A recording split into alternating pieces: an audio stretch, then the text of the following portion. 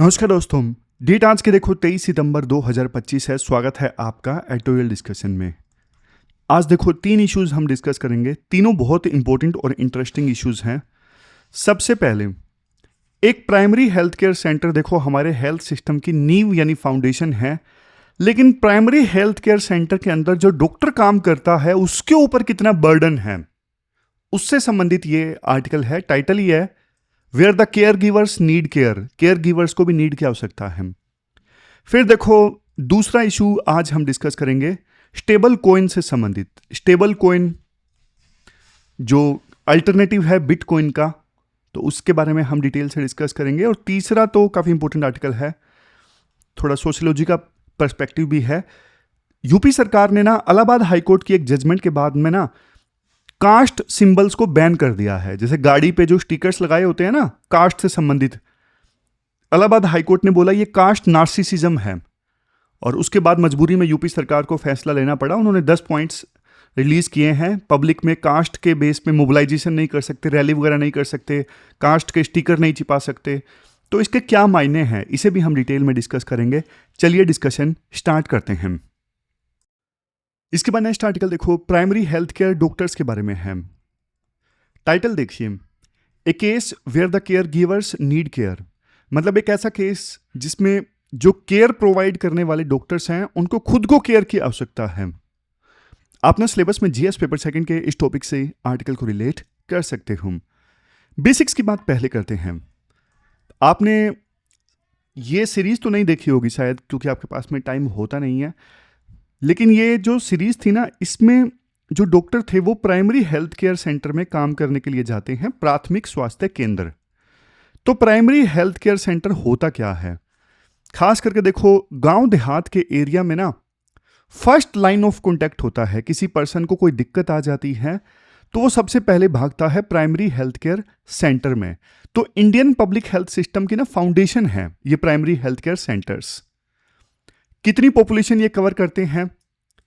देखो नॉर्मल इलाकों में ना प्लेन एरियाज में 30,000 लोगों के पीछे ना एक प्राइमरी हेल्थ केयर सेंटर होता है। अगर हिली या ट्राइबल रीजन है तो वहां पे देखो 20,000 लोगों के पीछे एक प्राइमरी हेल्थ केयर सेंटर होता है। और अर्बन एरिया में अगर प्राइमरी हेल्थ केयर सेंटर है तो 50,000 लोगों के पीछे एक प्राइमरी हेल्थ केयर सेंटर होता है। सोच के देखें एक प्राइमरी हेल्थ केयर सेंटर में क्या होता है, एक डॉक्टर और छोटी सी टीम, और उनके ऊपर इतनी ज्यादा पॉपुलेशन के इलाज की जिम्मेदारी, हजारों लोगों की जिम्मेदारी होती है एक प्राइमरी हेल्थ केयर सेंटर के ऊपर। और ये लोग सिर्फ देखो डॉक्टर नहीं है। डॉक्टर जो प्राइमरी हेल्थ केयर सेंटर में काम करता है ना, वो प्लानर का भी काम करता है, कोऑर्डिनेटर का काम भी करता है, लीडर का काम भी करता है। कैसे, सब आपको बताऊंगा। चलो अभी बता देता हूं। आप देखिए क्लिनिकल केयर में क्या क्या ड्यूटीज होती हैं एक डॉक्टर की जो प्राइमरी हेल्थ केयर सेंटर में काम करता है। इम्यूनाइजेशन कैंपेन, बच्चों का टीकाकरण है, वहां पे उसका काम रहता है। Door to door survey and data collection. इसके अलावा वेक्टर कंट्रोल मतलब जैसे मलेरिया का मच्छर है, डेंगू का मच्छर है, उन सबको कंट्रोल करना। इसके अलावा स्कूल में भी हेल्थ प्रोग्राम चलाना। फील्ड आउटब्रेक मतलब अगर कोई बीमारी फैल गई है तो उसको रोकना, लोगों को जागरूक करना यानी हेल्थ एजुकेशन प्रोवाइड करना। इवन ग्राम सभा में भी पार्टिसिपेट करना, प्रधान जी के साथ में बैठ के चाय पीना और भाषण देना ग्राम सभा में। और देखो लंबी चौड़ी लिस्ट है कि एक doctor primary health care centre का डॉक्टर क्या क्या करता है। जैसे आंगनवाड़ी विजिट करना, सब सेंटर्स विजिट करना, आशा वर्कर्स को या फिर ऑक्सिलरी जो नर्स वाइफ्स होती हैं उनको मेंटरशिप देना, रिव्यू मीटिंग्स करना कि टारगेट हेल्थ संबंधी टारगेट पूरे हो रहे हैं नहीं हो रहे हैं, ऑडिट करना। सोचो एक आदमी इतने सारे काम, क्या ये पॉसिबल है? देखो सरकार के हिसाब से तो ये सब पॉसिबल है, लेकिन आप प्रैक्टिकली देखिए क्या होता है एक डॉक्टर के साथ में। मान लीजिए उसको ना एक दिन में डॉक्टर को ना 100 पेशेंट्स को देखना है। 100 पेशेंट्स आते हैं एक प्राइमरी हेल्थ केयर सेंटर में, और अगर देखो डिलीवरी की फैसिलिटी दूर है तो 100 तो प्रेग्नेंट महिलाएं आ जाती हैं प्राइमरी हेल्थ केयर सेंटर में अपना चेकअप करवाने के लिए। अब डॉक्टर के पास में कितना कम टाइम होता है। डॉक्टर को सबसे पहले पेशेंट की पूरी बात सुननी पड़ती है, फिर देखो पूरा एग्जामिन करना पड़ता है बॉडी को, फिर डॉक्टर डायग्नोसिस तक पहुंचता है दिक्कत क्या है, फिर सही ट्रीटमेंट लिखता है, प्रोवाइड करता है। और इस पूरी प्रोसेस में ना कंपैशन भी दिखाना होता है डॉक्टर को।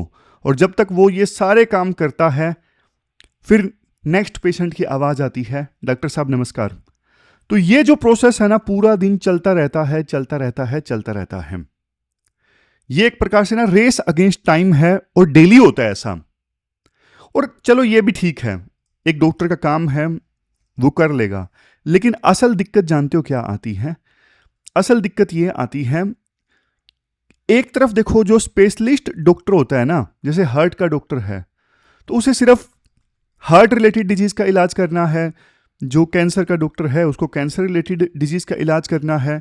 लेकिन एक प्राइमरी हेल्थ केयर सेंटर का जो डॉक्टर है ना, वो न्यू बॉर्न केयर से लेके बूढ़ों का इलाज, इन्फेक्शियस डिजीज से लेके मेंटल हेल्थ वालों का इलाज, इमरजेंसी पेशेंट से लेके क्रोनिकल इलनेस जैसे बीपी वगैरह, इन चीज़ों का इलाज, इमरजेंसीज को हैंडल करना, मतलब सारा का सारा जो एक्सपर्टीज है ना प्राइमरी हेल्थ केयर सेंटर के डॉक्टर के पास में होना चाहिए।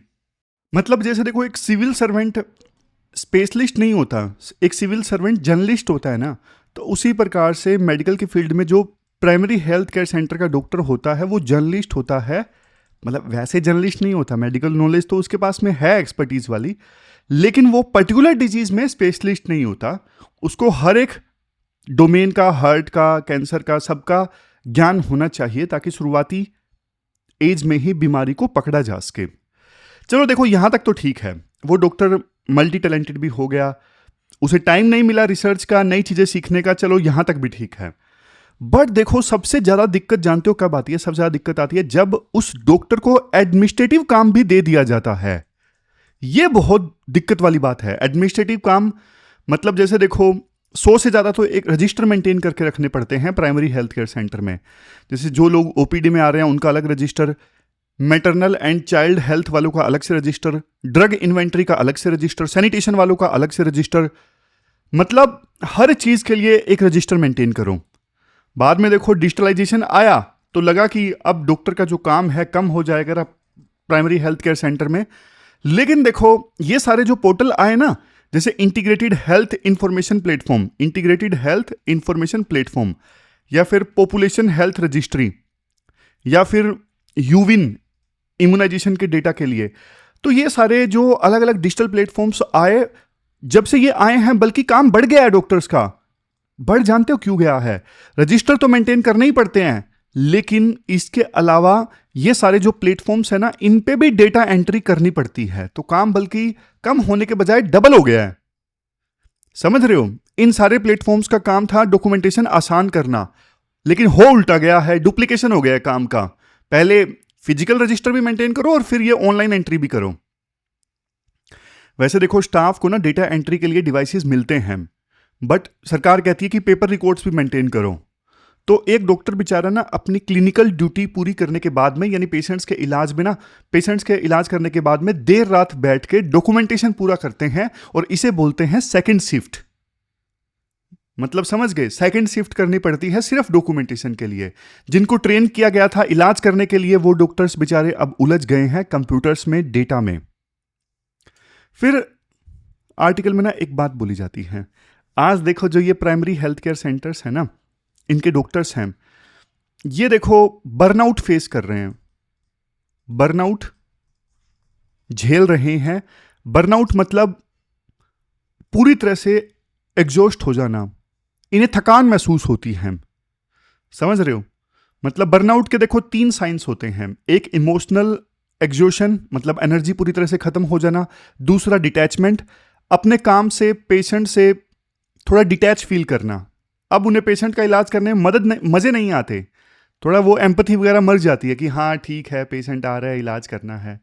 नेक्स्ट, सेंस ऑफ फ्यूटिलिटी, मतलब डॉक्टर्स को ये लगने लगा है, प्राइमरी हेल्थ केयर के डॉक्टर्स को, कि हमारा जो काम है ना इसका कोई फायदा नहीं है।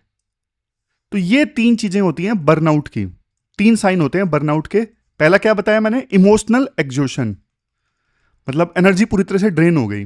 दूसरा डिटैचमेंट, डिटैचमेंट मतलब अपने काम से डिटैच हो जाना, मजे ना आना। तीसरा है सेंस ऑफ फ्यूटिलिटी, मतलब उन्हें लगना कि हमारा काम में कोई व्यर्थ है, इतना कोई काम का फायदा नहीं है। और देखो ये जो बर्नआउट हो रहा है ना, ये क्यों हो रहा है?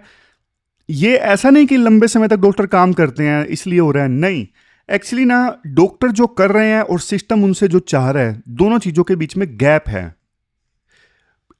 सिस्टम डॉक्टर से ना बहुत सारे एडमिनिस्ट्रेटिव काम करवाना चाहता है और जिससे डॉक्टर्स को ना मजा नहीं आता। और ये चीज सिर्फ इंडिया में नहीं देखी गई, बल्कि देखो दूसरे भी लो एंड मिडिल इनकम कंट्रीज में ये देखा गया कि डॉक्टर्स जो है ना प्राइमरी हेल्थ केयर सेंटर्स में इमोशनल एग्जॉशन रिपोर्ट कर रहे हैं। इवन आप सऊदी अरेबिया की बात कर लीजिए, सऊदी अरेबिया की एक रिपोर्ट कहती है कि जो एडमिनिस्ट्रेटिव ओवरलोड है ना डॉक्टर्स के ऊपर, ये बर्नआउट का ना सबसे इंपॉर्टेंट ड्राइवर है। बर्नआउट डॉक्टर में क्यों हो रहा है? क्योंकि उसको एडमिनिस्ट्रेटिव काम दिए जा रहे हैं। तो क्या सॉल्यूशन होना चाहिए? सॉल्यूशन मैं थोड़ा पॉइंट वाइज फॉर्म में बता देता हूं। क्या सॉल्यूशन होना चाहिए, क्या वे फॉरवर्ड होना चाहिए। सबसे पहली चीज, आप देखो सिर्फ मीनिंगफुल डॉक्यूमेंटेशन करो। जो फालतू के रजिस्टर है ना उनको मेंटेन करना प्राइमरी हेल्थ केयर सेंटर्स में बंद किया जाए, समझ गए? और मैनुअल एंट्री जो अभी होती है ना डेटा की, ऑटोमेशन से होना चाहिए सारा काम, और मैनुअल जो एंट्री है वो बंद होनी चाहिए।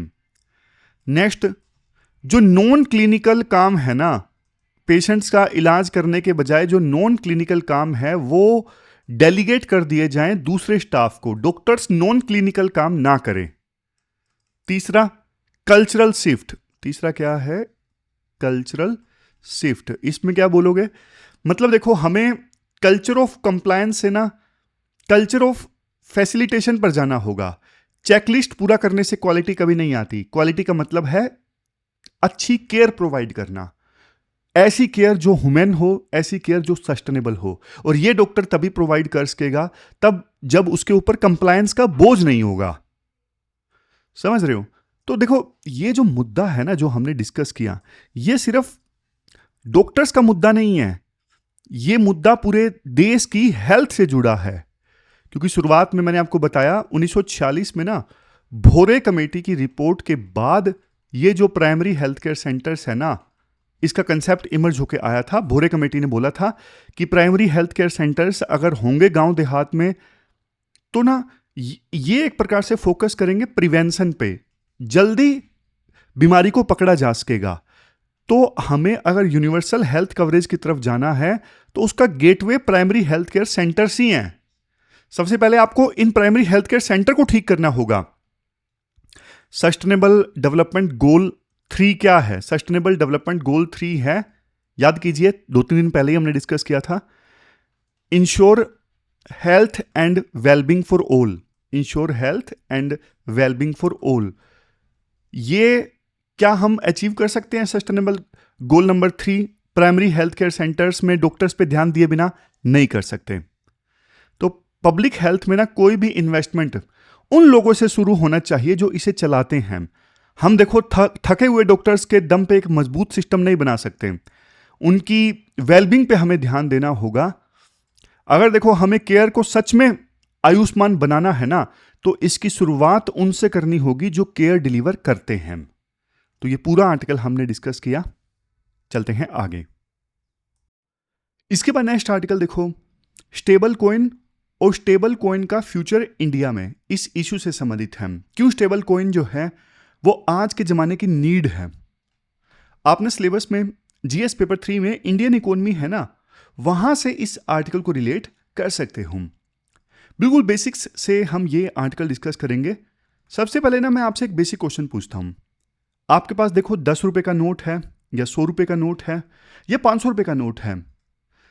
इसकी जो वैल्यू है वो 100, 10, 500 क्यों है?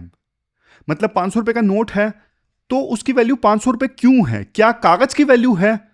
मतलब 500 रुपए का नोट जो है स्पेशल तरह के पेपर से बना है और उस पेपर की वैल्यू है। क्या ऐसा है? नो, ऐसा नहीं है। ये सब कागज के टुकड़े हैं, कागज की वैल्यू नहीं है। वैल्यू किस चीज की है? वैल्यू है ट्रस्ट की। वैल्यू है उस लाइन की जो 500 रुपए के नोट पे लिखा हुआ है। लाइन क्या लिखी हुई है? लाइन ये लिखी हुई है, आरबीआई के गवर्नर के सिग्नेचर आपको मिलेंगे और लाइन ये लिखी हुई है कि मैं धारक को इस नोट के बदले 500 रुपए देने का वचन अदा करता हूं। तो ये 500 रुपए का नोट एक प्रकार से ना सरकार की तरफ से भरोसा है कि अगर कोई दूसरा पर्सन इसे 500 रुपए नहीं मानेगा तो हम मानेंगे। सरकार गारंटी देती है कि इसको 500 रुपए माने जाएंगे। तो वो जो गारंटी है, वो जो सरकार का भरोसा है, उसी की वजह से उस कागज के टुकड़े की वैल्यू है। अदरवाइज देखो, आप वेनेजुएला का एग्जांपल लीजिए, वहां पे ना हाइपर इन्फ्लेशन आ गई। हाइपर इन्फ्लेशन मतलब इन्फ्लेशन आ गई वहां पे 1,00,000%, 1,00,000% वहां पे महंगाई आ गई। मतलब जो चीज पहले 1 रुपए की हुआ करती थी वो 1,00,000 रुपए की हो गई। वहां की जो करेंसी थी ना, बोलीवर, कचरा बन गई बिल्कुल। तो लोगों ने क्या किया? लोगों ने ना वेनेजुएला की करेंसी का इस्तेमाल करना ही छोड़ दिया, क्योंकि लोगों का ट्रस्ट खत्म हो गया अपनी करेंसी के ऊपर से कि आज इसकी वैल्यू इतनी गिर चुकी है, 1,00,000 हो गई है। मतलब 1,00,000 पहले जो चीज़ 1 रुपए की आया करती थी, अब वो 1,00,000 की आती है। कल को ऐसा भी हो जाएगा कि 10,00,000 की वो चीज़ आएगी जो पहले 1 रुपए की आया करती थी। तो लोगों का ना अपनी करेंसी के ऊपर से विश्वास हट गया। तो लोगों ने ना यूएस डॉलर इस्तेमाल करना स्टार्ट कर दिया। बाद में वेनेजुएला में क्रिप्टो करेंसी इस्तेमाल करना स्टार्ट कर दिया। तो मतलब उनका ना, वेनेजुएला के लोगों का जो ट्रस्ट था ना अपने देश की करेंसी के ऊपर से, वो खत्म हो गया। मतलब उनके सरकार ने जो वादा किया था ना, इसके बदले में आपको इतने रुपए मिलेंगे, लोगों को उस पर भरोसा नहीं रहा। तो इसलिए लोगों ने ना अल्टरनेटिव्स ढूंढने स्टार्ट कर दिए। तो ये जो अल्टरनेटिव है ना, वही इस आर्टिकल की नींव है। अब आते हैं देखो क्रिप्टो पर। बिटकॉइन के बारे में आपने सबने सुना होगा। बिटकॉइन जब आया था ना, तो बिटकॉइन के जो फाउंडर है ना, उन्होंने ये सोचा था कि ना हम डिसेंट्रलाइज्ड करेंसी का निर्माण करेंगे। अभी जैसे देखो रुपया है, रुपये को तो आरबीआई कंट्रोल करता है ना। रुपया कितना होगा मार्केट में, कितना नहीं होगा, सरकार इंटरफेयर करती है इन सारी चीजों में। लेकिन जो बिटकॉइन थे, इनके फाउंडर ने सोचा कि मैं ना डिसेंट्रलाइज्ड करेंसी बनाऊंगा और इसमें ना इस करेंसी को ऑपरेट करने में किसी सरकार का कोई रोल नहीं होगा और ये जो करेंसी है सीधा कंप्यूटर कोड पे चलेगी। तो बिटकॉइन का निर्माण इस प्रकार से हुआ। लेकिन देखो बिटकॉइन तो बन गया, इसमें एक बड़ी प्रॉब्लम थी। प्रॉब्लम क्या थी? प्रॉब्लम थी एक्सट्रीम वोलेटिलिटी, मतलब बहुत ज्यादा उतार चढ़ाव। देखो आज बिटकॉइन का रेट है $70,000। एक बिटकॉइन इजिकल टू $70,000। कल हो सकता है 1 बिटकॉइन इजिकल टू $60,000। फिर परसों हो सकता है $1 इजिकल टू $80,000। मतलब उतार चढ़ाव काफी ज्यादा होता है बिटकॉइन में। तो आप ना सब्जी खरीदने जाओगे बाहर, तो बिटकॉइन से सब्जी नहीं खरीद सकते क्योंकि इतना ज्यादा वोलेटिलिटी है बिटकॉइन में। तो इसलिए बिटकॉइन जो था डिसेंट्रलाइज्ड करेंसी के रूप में आया तो सही, लेकिन ये मीडियम ऑफ एक्सचेंज नहीं बन सका। मतलब इसकी सहायता से लोग चीजें नहीं खरीद सकते और ना ही देखो ये स्टोर ऑफ वैल्यू बन पाया। स्टोर ऑफ वैल्यू भी नहीं बन पाया क्योंकि लोग ना बिटकॉइन में अपना पैसा स्टोर करके नहीं रखते। हाँ, इन्वेस्टमेंट के लिए जरूर लोग बिटकॉइन परचेज कर लेते हैं कि हाँ चलो पैसा इन्वेस्ट करते हैं, हो सकता है कल को रेट बढ़ जाए, फायदा हो जाए। तो मतलब बिटकॉइन कंसेप्ट तो देखो सही था, डिसेंट्रलाइज्ड करेंसी जिसमें सरकारों का रोल कम से कम, सरकारों की इंटरफेरेंस कम से कम।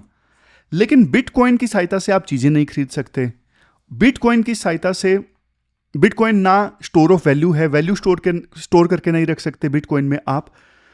तो इस वजह से ना प्रॉब्लम का एक और सॉल्यूशन निकल के आया। बिटकॉइन तो फेल हो गया, तो स्मार्ट लोगों ने ना एक सॉल्यूशन निकाला। उन्होंने सोचा बिटकॉइन जिस टेक्नोलॉजी पे आधारित है ना, क्रिप्टो करेंसी, एक शेयर्ड लेजर होता है, वो सब जो हम पढ़ चुके हैं ऑलरेडी। मतलब आज साइंस एंड टेक पे कम फोकस करते हैं, आज फोकस है हमारा इकोनॉमी पे, समझ गए।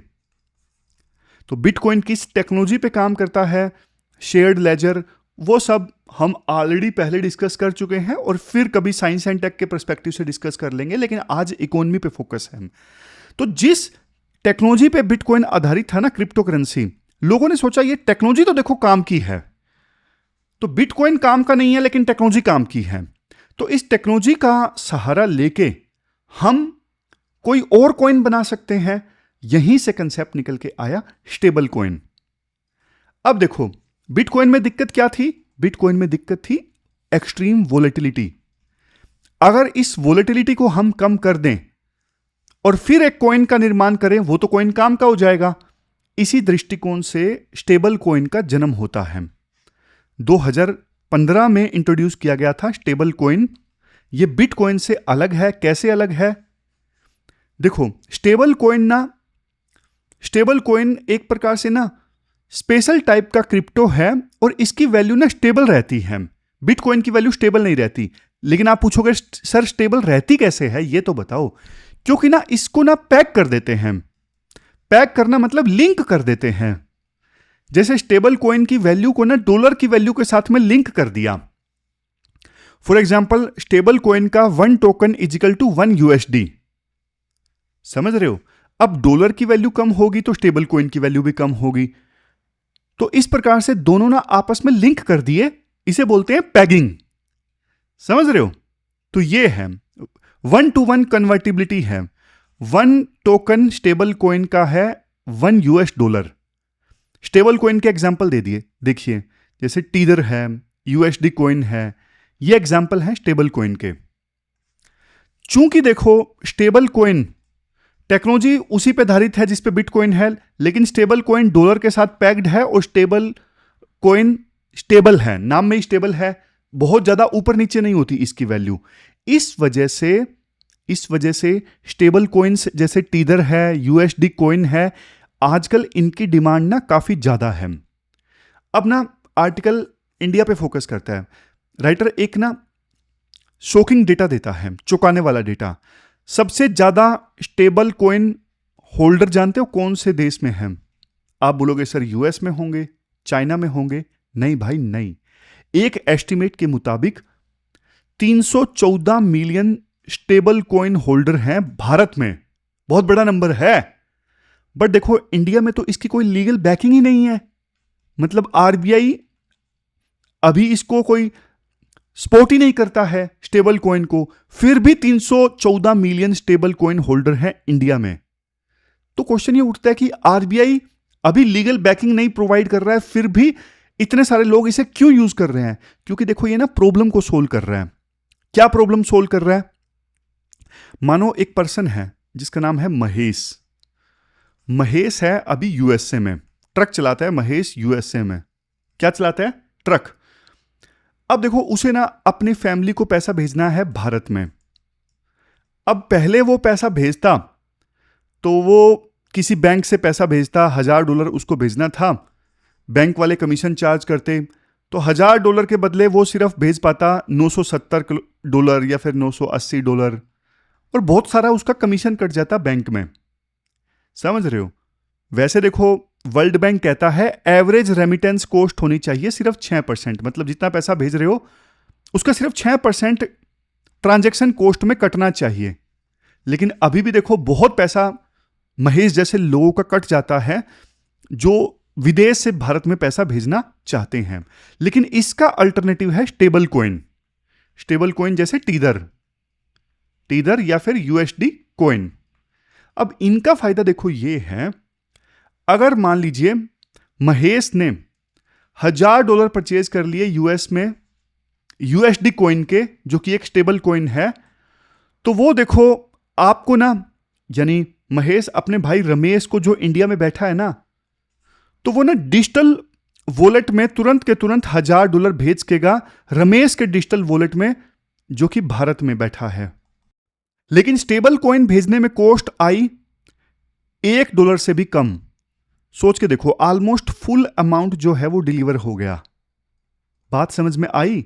सीधा डॉलर भेज रहा था महेश रमेश को USA से, तो कॉस्ट आ रही थी 20%, 15%। लेकिन महेश ने अपने डॉलर्स को कन्वर्ट करवाया स्टेबल कॉइन में और स्टेबल कॉइन को भेज दिया रमेश के डिजिटल वॉलेट में, और रमेश ने इस डिजिटल वॉलेट के स्टेबल कॉइन को वापस कन्वर्ट कर लिया रुपी में, तो पूरी ट्रांजैक्शन में कॉस्ट आई $1 से भी कम। तो इस वजह से आजकल ना रेमिटेंस के लिए जो ये स्टेबल कॉइन है ना, बहुत ज्यादा फेमस हो रहे हैं, क्योंकि इंस्टेंट ट्रांसफर हो जाता है, टाइम नहीं लगता। सीधा पैसा भेजा जाता है तो 2 से 5 दिनों का वक्त लग जाता है, लेकिन ये स्टेबल कॉइन भेजना हो तो तुरंत की तुरंत इंस्टेंट ट्रांसफर हो जाता है, कॉस्ट बहुत कम आती है, बहुत ही सस्ता पड़ता है, और 24/7 डिजिटल वॉलेट में ये स्टेबल कॉइन्स भेजे जा सकते हैं। बैंक हॉलीडे का कोई चक्कर नहीं है। इस वजह से देखो फ्रीलांसर्स में, आईटी प्रोफेशनल्स में ना स्टेबल कॉइन का जो चलन है ना, बहुत ज्यादा बढ़ रहा है। इसके बाद देखो राइटर बोलते हैं पिक्चर जो है ना वो इतनी ज्यादा रोजी नहीं है। आप सिक्के का दूसरा पहलू देखिए, टेरा लूना क्रैश, ये क्या है एक बार मैं आपको क्लीन कर देता हूं सारा, आपको आसानी से समझ में आए। देखो टेरा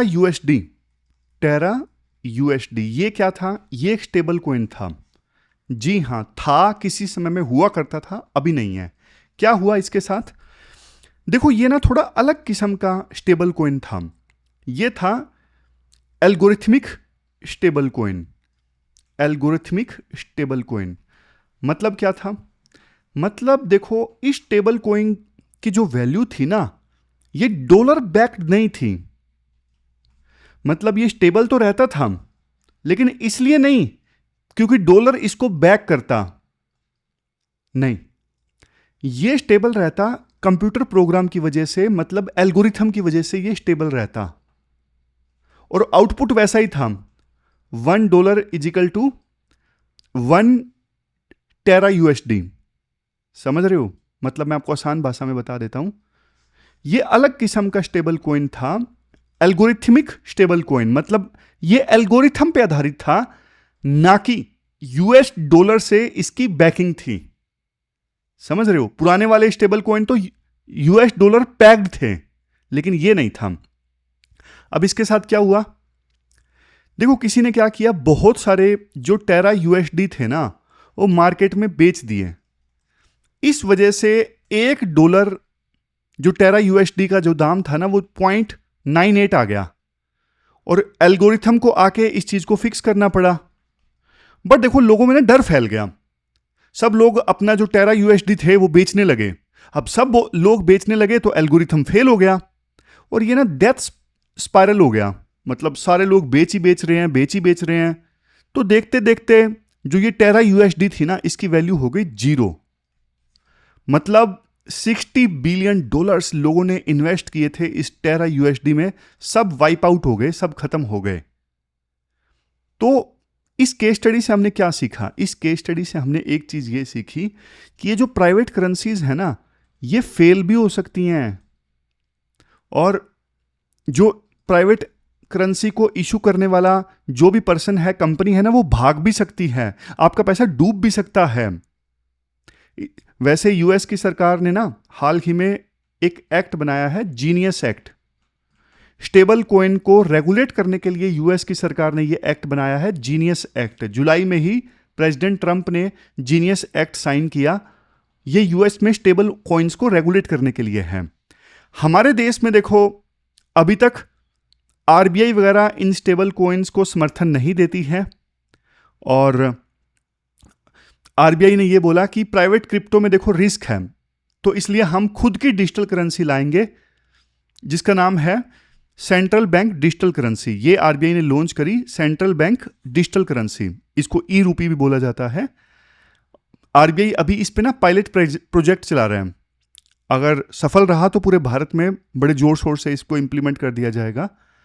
ये क्या है? जैसे देखो आपके पास में फिजिकल एक $100 का नोट होता है ना, तो उसी प्रकार से ये $100 का ई रूपी होगा जो वॉलेट में पड़ा होगा। तो चूंकि देखो आरबीआई इसको समर्थन दे रही है, तो मतलब भारत सरकार की सोवरेन गारंटी है, तो ये फेल नहीं हो सकती, डूब नहीं सकती, क्योंकि सरकार की गारंटी है। इंट्रोडक्शन में हमने क्या डिस्कस किया था? पेपर की वैल्यू इसलिए है क्योंकि भरोसा है। तो आरबीआई ये अपनी डिजिटल करेंसी लेके आ रही है, तो मतलब भरोसा है कि सरकार, कोई नहीं मानेगा तो सरकार इसके बदले में $500 देगी, सरकार की गारंटी है।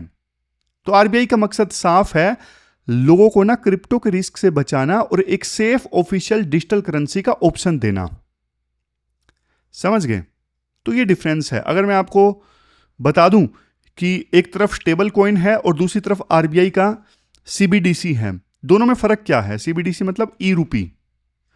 दोनों में फर्क देखो ये है, stable coin private company issue करती है, जबकि ये जो सीबीडीसी है ये आरबीआई ने इशू किया, सेंट्रल बैंक ने। स्टेबल कॉइन यूएसटी से पैक्ड है, लेकिन सीबीडीसी डॉलर से पैक्ड नहीं है, बट सोवरिन गारंटी है, आरबीआई की गारंटी है सीबीडीसी के पीछे। और सीबीडीसी लीगल टेंडर होगी, मतलब इसे आप ट्रांजैक्शन के लिए यूज किए जा सकते हो। और स्टेबल कॉइन देखो कंपनी टू कंपनी डिपेंड करता है, कोई कंपनी स्टेबल कॉइन लेके अपना प्रोडक्ट बेच भी सकती है, कोई नहीं बेच सकती। तो कुल मिलाकर देखो ये है, स्टेबल कॉइन से ग्लोबल रेमिटेंस बेच सकते हैं, सीबीडीसी डोमेस्टिक पेमेंट के लिए यूज होगा। तो ये सारी चीजें हैं। और स्टेबल कॉइन डिसेंट्रलाइज्ड है। याद कीजिए बिटकॉइन की जब हमने बात की थी ना, वो डिसेंट्रलाइज्ड करेंसी थी। तो उसी प्रकार से टेक्नोलॉजी तो सेम है ना, स्टेबल कॉइन भी डिसेंट्रलाइज्ड है, बट सीबीडीसी जो कि आरबीआई लेके आ रहा है तो ये सेंट्रलाइज्ड है। तो ये डिफरेंस है।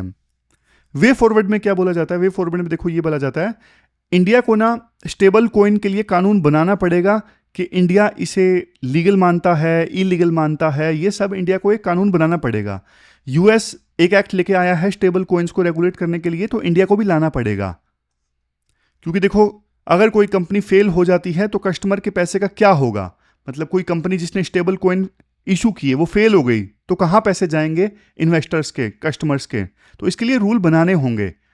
और आरबीआई को देखो कंपनीज को लाइसेंस भी देना चाहिए, जो स्टेबल कॉइन इशू करती हैं उनके अकाउंट्स को ऑडिट भी करना चाहिए, ये चेक करना चाहिए कि उनके पास सच में उतने डॉलर रिजर्व हैं या नहीं है। तो ये पूरा आर्टिकल हमने डिस्कस किया। चलते हैं आगे। इसके बाद नेक्स्ट आर्टिकल देखो, यूपी सरकार ने ना पब्लिक में कास्ट सिंबल्स को बैन किया है ना, इससे संबंधित 2-3 आर्टिकल का कंपाइलेशन हम डिस्कस कर रहे हैं, तो सारे एंगल्स डिस्कस करेंगे। ये न्यूज़ है, मतलब यूपी सरकार ने ना इलाहाबाद हाईकोर्ट की एक जजमेंट के बाद में पब्लिक में कास्ट सिंबल्स को बैन कर दिया है। सिर्फ एक पहचान पब्लिक में दिखनी चाहिए, इंडियन यानी भारतीय। मतलब विजन ये है, अब कितना इंप्लीमेंट हो पाता है वो अलग इशू है। आप सिलेबस में जीएस पेपर 1 सोसाइटी से इस आर्टिकल को रिलेट कर सकते हैं। देखो इस आर्टिकल को हम डिस्कस करना स्टार्ट करें उससे पहले ना एक सिंपल क्वेश्चन मैं आपसे पूछता हूं, क्या जो जाति है क्या ये सिर्फ एक पहचान है यानी आइडेंटिटी है, या फिर जाति देखो एक वेपन भी है, इसे हथियार के तौर पे भी कुछ लोग इस्तेमाल करते हैं। इसी सवाल के इर्द गिर्द आज का ये जो पूरा आर्टिकल है वो घूमता है। सबसे पहले मैं आपको ना कंटेक्स्ट बता देता हूं। कंटेक्स्ट क्या है? कंटेक्स्ट देखो ये है 16 सितंबर 2025 एक जजमेंट आता है इलाहाबाद हाईकोर्ट का। केस था Parveen Chhetri versus state of UP. ये जजमेंट दिया था जस्टिस विनोद दिवाकर ने। इस जजमेंट में इलाहाबाद हाईकोर्ट ने बहुत सख्त वर्ड्स का इस्तेमाल किया और ये बोला आज भी पुलिस किसी को गिरफ्तार करती है, उस पर्सन से संबंधित इंफॉर्मेशन लेती है तो उसमें उसकी कास्ट पूछती है कि आपको गिरफ्तार किया जा रहा है, आप कौन सी कास्ट से संबंध रखते हो। कोई मेमो वगैरह इशू करती है तो उसमें भी कास्ट लिखा जाता है। तो इलाहाबाद हाईकोर्ट ने बोला कि यार पुराने समय में ना आइडेंटिफिकेशन के लिए कास्ट वगैरह पूछ ली जाती थी, बट आज का मॉडर्न युग है। आज तो देखो आधार नंबर है, मोबाइल नंबर है, मतलब बायोमेट्रिक्स हैं, बहुत सारी चीज़ें हैं जिनकी सहायता से पर्सन को पहचाना जा सकता है। तो आप कास्ट का क्यों इस्तेमाल कर रहे हो? तो जस्टिस विनोद रावत ने ना एक वर्ड का इस्तेमाल किया, वर्ड है कास्ट ग्लोरिफिकेशन और कास्ट नार्सिसिज्म। क्या मतलब है इस चीज का? सबसे पहले आप मुझे ये बताओ नार्सिसिज्म का क्या मतलब होता है। देखो नार्सिसिज्म का मतलब ये होता है खुद से इस कदर प्यार करना कि बाकी सब आपको ना बेकार लगने लगे। और जब देखो जाति के कंटेक्स्ट में ये यूज किया जाता है कास्ट नार्सिसिज्म, तो मतलब मेरी जाति ही सर्वश्रेष्ठ है, अपनी जाति पे अंधा घमंड। तो जज ने ये बोला अपनी जजमेंट में कि गाड़ियों पे जब स्टिकर लगाया जाता है ना, जैसे जाट, यादव, गुर्जर, ब्राह्मण, बनिया, जो भी है, मतलब जितनी भी हमारे देश में जातियां हैं, अपनी जाति का स्टिकर लगाना, तो ये एक प्रकार से कास्ट नार्सिसिज्म की निशानी है कि मेरी जाति सर्वश्रेष्ठ है, मैं ब्राह्मण हूं, मैं बनिया हूं, मैं ठाकुर हूं, मैं राजपूत हूं, मैं जाट हूं, मैं गुर्जर हूं, मैं यादव हूं, मतलब मेरी जाति सर्वश्रेष्ठ है, और इसलिए वो अपनी कास्ट को ग्लोरीफाई करने की कोशिश करते हैं। ये बोला हाईकोर्ट के जज ने।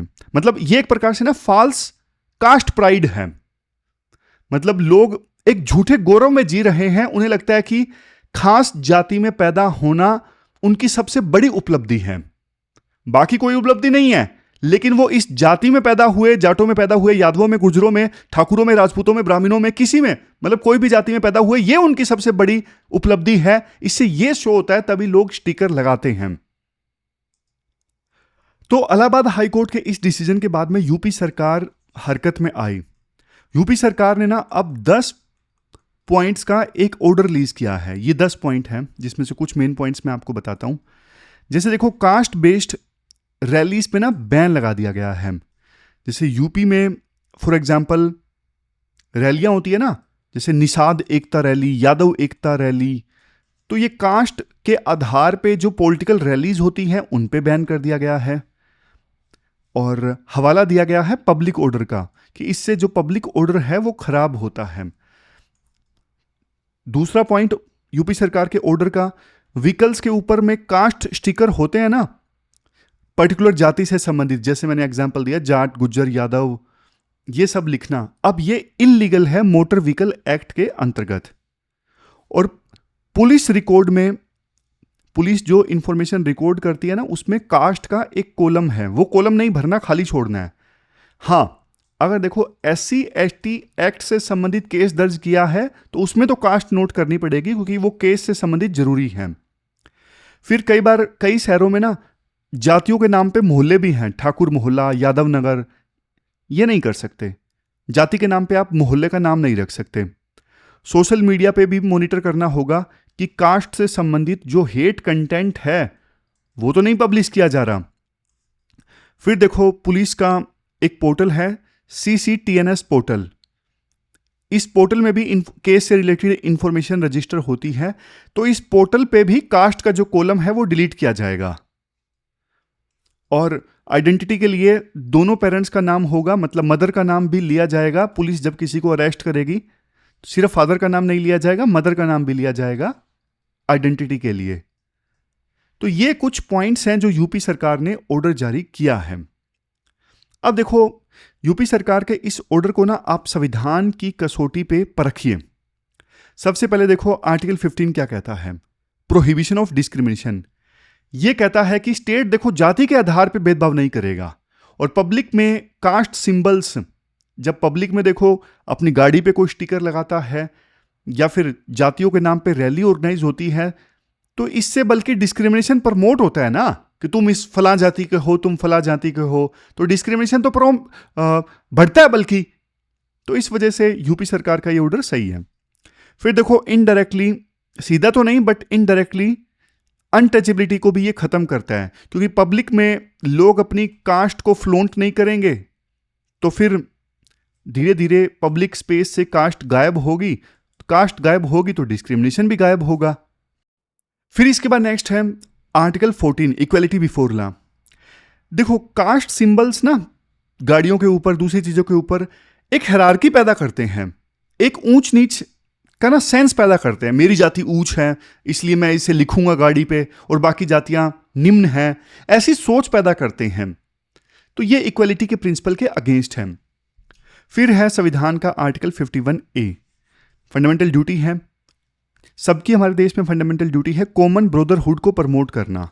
लेकिन जातियों के जो सिंबल्स हैं वो कॉमन ब्रदरहुड को प्रमोट नहीं करते, बल्कि समाज को डिवाइड करते हैं। तो ये सारे पॉइंट्स दिए जाते हैं यूपी सरकार के ऑर्डर के पक्ष में।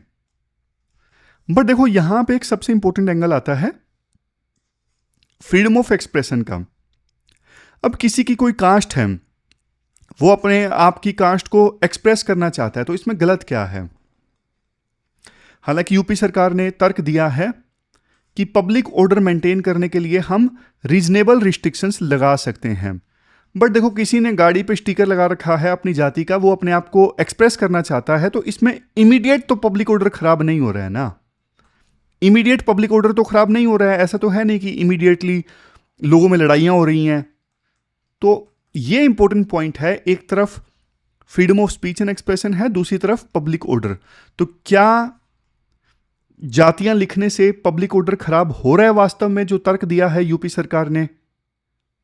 क्या फ्रीडम ऑफ एक्सप्रेशन नहीं है जनता का कि वो अपनी कास्ट फ्लोंट कर सके? तो यहां पे एक डिबेट हो सकती है, identity assertion versus discrimination debate. और एक चीज देखो, आप यहां पे ये देखिए, देखो ये आप ना पिछले कुछ सालों में देखोगे, एक तो कंसेप्ट है संस्कृताइजेशन का।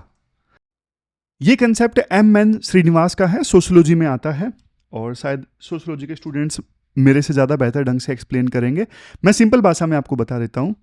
संस्कृताइजेशन थ्योरी देखो ये कहती है, जो मार्जिनलाइज्ड सेक्शंस के लोग हैं ना, जिनको पास्ट में दबाया गया है, तो ऐसे लोग ना सो कॉल्ड अपर कास्ट के लोगों को ना थोड़ा कॉपी करने की कोशिश करते हैं, ताकि समाज में ना अपनी इज्जत उठा सकें। मतलब जो अपर कास्ट के लोग जो आदतें अपनाते हैं, जैसे कपड़े पहनते हैं, जैसे जिस कल्चर को फॉलो करते हैं, जैसा रहन सहन है उनका, जैसे रिचुअल्स वो फॉलो करते हैं, ठीक वैसा ही ना मार्जिनलाइज सेक्शंस के लोग भी कॉपी करने की कोशिश करते हैं, ताकि समाज में अपनी जो रिस्पेक्ट है उन्हें अपलिफ्ट किया जा सके। तो एक तो देखो ये कंसेप्ट है एम श्रीनिवास का संस्कृताइजेशन। लेकिन इसके उलट पिछले 30-40 सालों में क्या हुआ है, जो मार्जिनलाइज सेक्शंस के लोग हैं ना, वो भी गर्व से ना अपनी जो जाति है ना उसको फ्लोंट कर रहे हैं। मतलब समझ गए, जो भी उनकी जाति है वो भी मार्जिनलाइज सेक्शंस के लोग भी अपनी जातियां गाड़ियों पे, मोटरसाइकिल पे, स्कूटी पे लिखवा रहे हैं। जैसे यूपी में ना चंद्रशेखर आजाद हैं, जो अभी एमपी है नगीना के, उनका तो पूरा इमरजेंसी इसी बेस पे हुआ था। मार्जिनलाइज सेक्शन से वो आते हैं और उन्होंने ना अपनी गाड़ी पे या फिर जिस पे भी उन्होंने अपनी जाति को लिखवाया था, और उन्होंने मूछें भी ऐसी रखी जो सो कॉल्ड अपर कास्ट के लोगों को पसंद नहीं आई। उन्होंने बोला कि तुम्हारी जाति तो छोटी है, तुम ऐसा कैसे कर सकते हो। तो उनको मारा पीटा गया, शायद ऐसा कुछ हुआ था। बाद में ये इशू काफ़ी ज़्यादा हावी हुआ, और जो चंद्रशेखर आज़ाद थे उनको मार्जिनलाइज सेक्शंस के लोगों का पूरा समर्थन मिला। तो ये कल्चर आया है कि मार्जिनलाइज सेक्शंस के लोग भी अब अपनी जाति को फ्लोंट करते हैं, वो गर्व से कहते हैं कि मेरी ये जाति है, तुम उसे बेशक निम्न मानो लेकिन मुझे अपनी जाति पे गर्व है। तो पॉइंट आप बोलोगे सर पॉइंट क्या है? पॉइंट देखो ये है कि एक तरफ देखो सो कॉल्ड अपर कास्ट के लोग हैं जो अपनी जाति को फ्लोंट कर रहे हैं, और एक तरफ सो कॉल्ड मार्जिनलाइज सेक्शंस के लोग हैं जो अपनी जाति को फ्लोंट कर रहे हैं। तो राइटर का यह कहना है दोनों इक्वल चीज नहीं है। आपको लगेगा इक्वल चीज क्यों नहीं है? जो राइटर का पर्सपेक्टिव है मैं बताता हूं। राइटर ये बोलते हैं कि जो मार्जिनलाइज सेक्शन के लोग हैं ना, तो वो तो अपनी जाति पे गर्व करना उन्होंने महसूस किया पिछले 20-30 सालों से, 30 सालों से, तो वो अपनी जाति को फ्लोंट करते हैं, तो उसमें दिखता है कॉन्फिडेंस। लेकिन जब सो कॉल्ड अपर कास्ट के लोग अपनी जाति को फ्लोंट करते हैं, तो उसमें वो कॉन्फिडेंस नहीं दिखता, वो उनका है कास्ट ग्लोरिफिकेशन, वो उनका है कास्ट नार्सिसिज्म। पॉइंट समझ गए ना आप?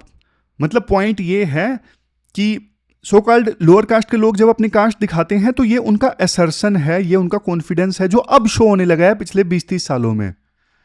लेकिन अपर कास्ट के लोग जब ऐसा करते हैं, तो मतलब वो फॉल्स प्राइड में जी रहे हैं कि हमारी जो जाति है वो सर्वश्रेष्ठ है।